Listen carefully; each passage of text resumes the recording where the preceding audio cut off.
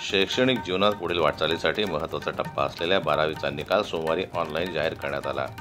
हा निकाल मेच्या पहिल्या व दुसऱ्या आठवड्यात लागेल अशी चर्चा सुरू असतानाच महाराष्ट्र राज्य माध्यमिक आणि उच्च माध्यमिक शिक्षण मंडळानं रविवारी सकाळी निकालाची तारीख जाहीर केली। मंडळातर्फे घेण्यात आलेल्या 12वीच्या या परीक्षेत यंदा 15 लाखांहून अधिक विद्यार्थ्यांनी परीक्षा दिली।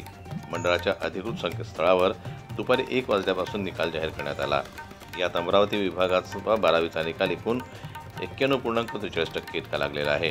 गेल्या वर्षीच्या तुलनेत निकालात 2% घट झाली असली तरी अमरावती विभागानं राज्यात 5वा क्रमांक पटकावला आहे, तर याच विभागात वाशिम जिल्ह्यात 95.66% निकालासह अव्वल आलेला आहे।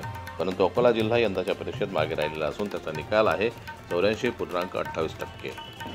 जिल्ह्यानुसार एकूण निकाल लागलेला आहे। बुलढाणा जिल्हा 95.18%, अमरावती 91.05%, तर यवतमाळ जिल्हा 90.63%।